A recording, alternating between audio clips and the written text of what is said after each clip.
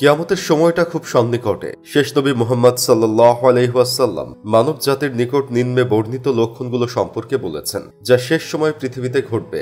মানব জাতির প্রতি প্রেরিত শেষ নবী হযরত মুহাম্মদ সাল্লাল্লাহু আলাইহি ওয়াসাল্লাম আমাদের বলেন, প্রথম আলামত হবে তার যখন তিনি শেষ নিঃশ্বাস ত্যাগ করবেন। আর তিনি রওজায় শায়িত হওয়ার 1400 বছর ইতিমধ্যে পার হয়ে গেছে, কিন্তু তিনি যাওয়ার আগে আমাদেরকে কিয়ামত সম্পর্কে বলে গেছেন। কিয়ামতের আগের লক্ষণগুলো হলো যখন সময়ের বরকত তুলে নেওয়া হবে এবং তা দ্রুত থেকে দ্রুত গতিতে যেতে থাকবে। আমাদের কাছে মনে হবে সেই সময়টা এখনই চলে এসেছে, যখন ভূমিকম্প এবং প্রাকৃতিক দুর্যোগ বেড়ে যাবে, আরব যখন সবুজ হয়ে যাবে, যখন নগ্নপায়ের বেদুইনরা আকাশচুম্বী দালান বানাবে এবং প্রতিযোগিতায় লিপ্ত হবে, যখন সাহিত্য চর্চা বৃদ্ধি পাবে এবং সত্যিকারের জ্ঞান হারিয়ে যাবে, যখন পড়াশোনার উদ্দেশ্যে জ্ঞান অর্জন নয়, সম্মানজনকভাবে অর্থ উপার্জন, যখন বিশ্বাসীরা থাকবে অধিক কিন্তু ফ্যানার চেয়ে দুর্বল, যখন ভণ্ড নবীদের আগমন ঘটবে, তখন জেনে রাখবে সেই সময় খুবই কাছে, যখন গান বাজনা ব্যাপক হবে এবং মানুষের মাথায় সেগুলো নিয়ে রাখবে, যখন বাচ্চারা বদমেজাজি হবে। আমার মাঝে মাঝে মনে হয় সেই সময়টা এখন চলে এসেছে,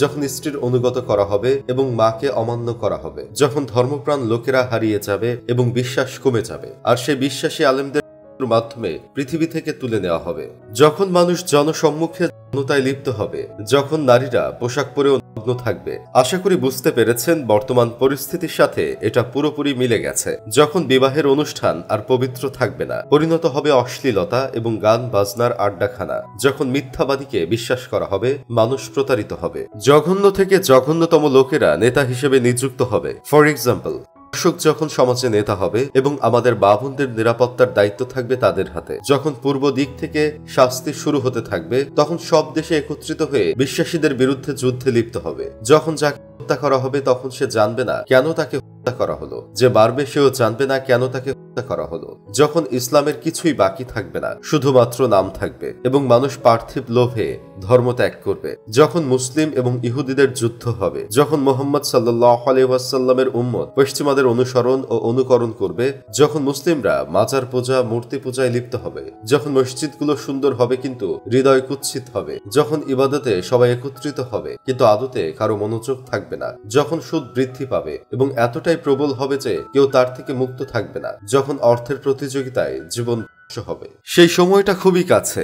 আমার মাঝে মাঝে মনে হয় সেই সময়টা বুঝি চলে এসেছে, কিন্তু ভবিষ্যৎ সম্পর্কে আল্লাহই ভালো জানেন। যখন মুমিন ঘুম থেকে উঠে কাফের হয়ে যাবে, যখন একচোখা দাজ্জাল আসবে, যখন ইয়াজুজ মাজুজ পূর্ব দিক থেকে আসবে, যখন ইমাম মাহদী আসবে, যখন ঈসা ইবনে মারিয়াম অর্থাৎ যিশু আকাশ থেকে অবতরণ করবেন, আর ঠিক তখনই তুমি জানবে আমরা শেষ সময়ে চলে এসেছি। যখন সূর্য পশ্চিম দিক থেকে উদিত হবে এবং কলম তুলে নেওয়া হবে, যখন তওবা কবুল হবে না, এইসব পৃথিবী ধ্বংসের পূর্বে সংঘটিত হবে, যা নবী মুহাম্মদ সাল্লাল্লাহু আলাইহি ওয়াসাল্লাম শুধু ভবিষ্যৎবাণী করেছিলেন, কারণ ভবিষ্যৎবাণীগুলো হলো ওয়াদা যা ইতিমধ্যেই লিপিবদ্ধ হয়ে গেছে। তিনি ইরাক এবং সিরিয়া সম্পর্কে বলে গেছেন এবং আমরা সেই দিনগুলোতে আছি। ঈমানকে ধরে রাখা কঠিন হয়ে যাবে, যেমন হাতে জ্বলন্ত কয়লা ধরে রাখার মতো, আর সেই সময় ঘনিয়ে আসছে।